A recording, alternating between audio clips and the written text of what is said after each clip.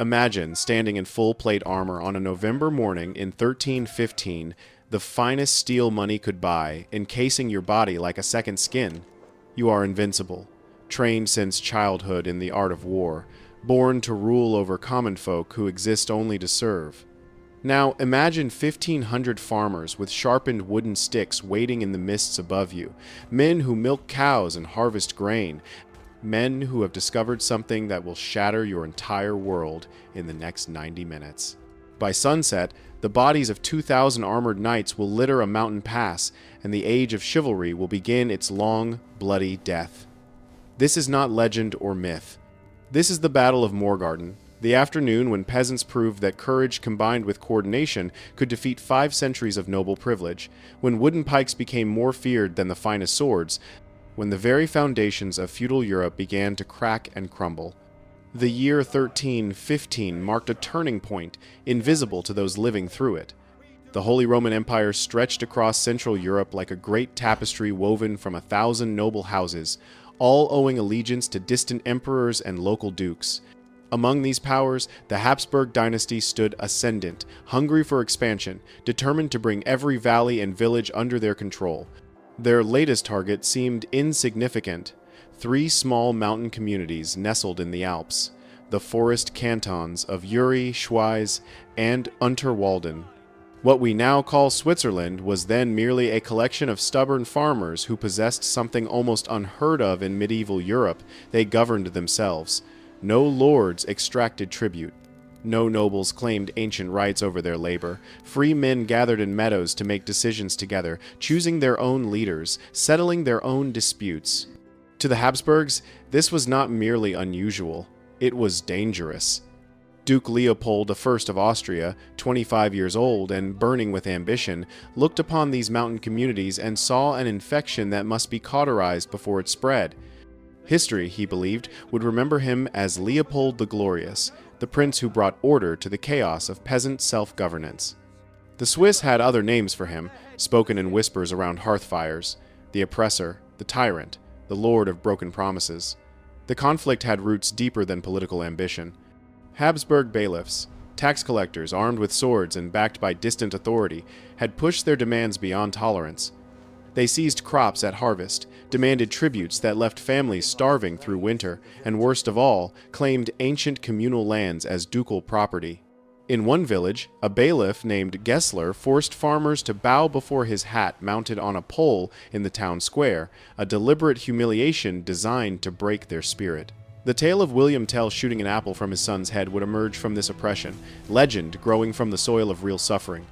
But these Swiss farmers did something that shocked every noble house in Europe.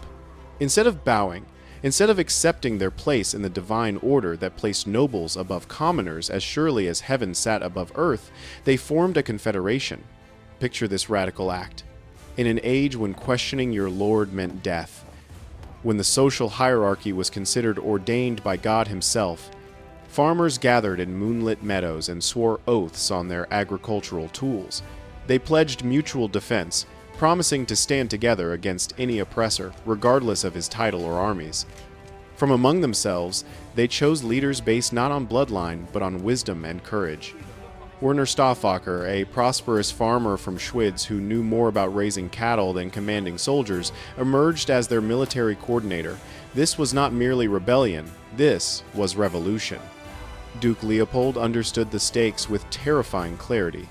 If farmers in the Alps could govern themselves successfully, if they could resist Habsburg authority and survive, the idea would metastasize. Austrian peasants might demand the same rights. Bavarian serfs might refuse their obligations.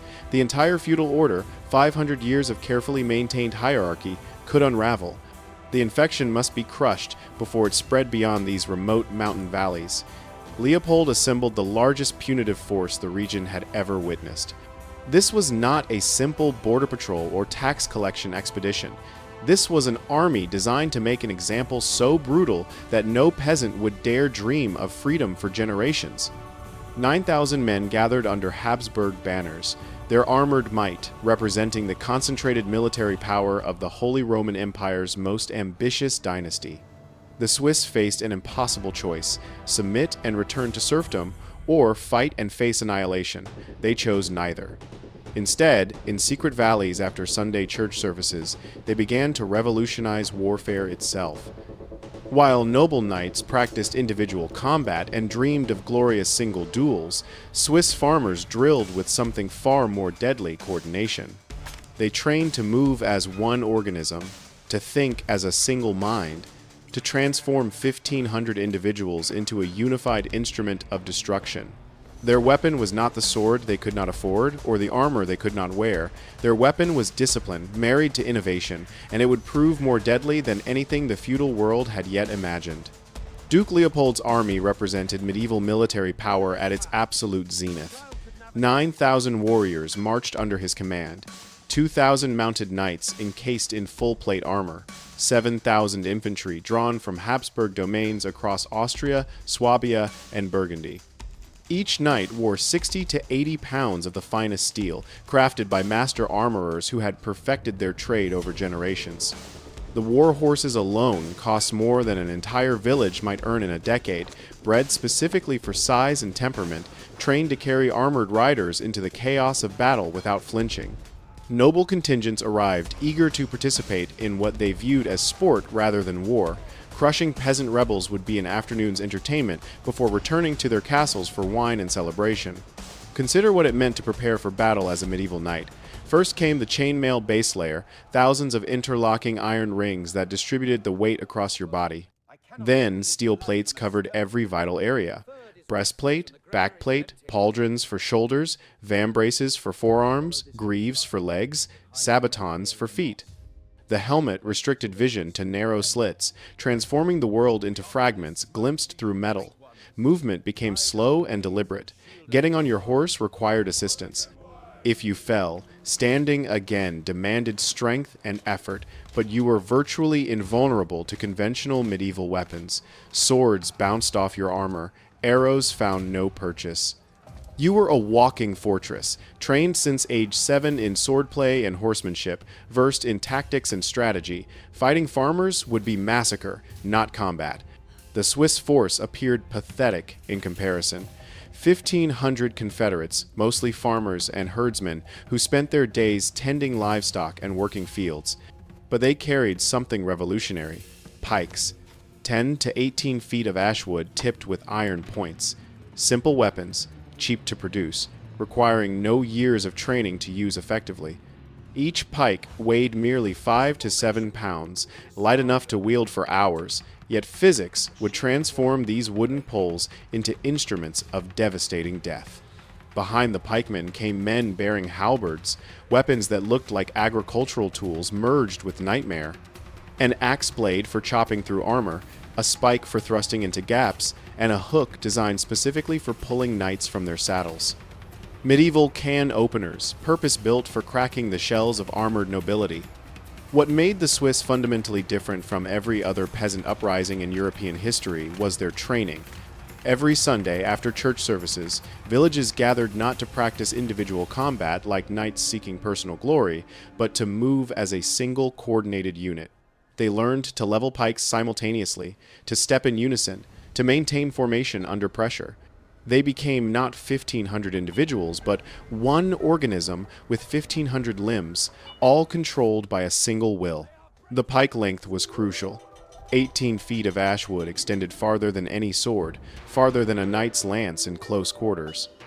This meant killing from beyond an enemy's reach, striking before they could strike back. The geography of Morgarten Pass would prove as important as any weapon.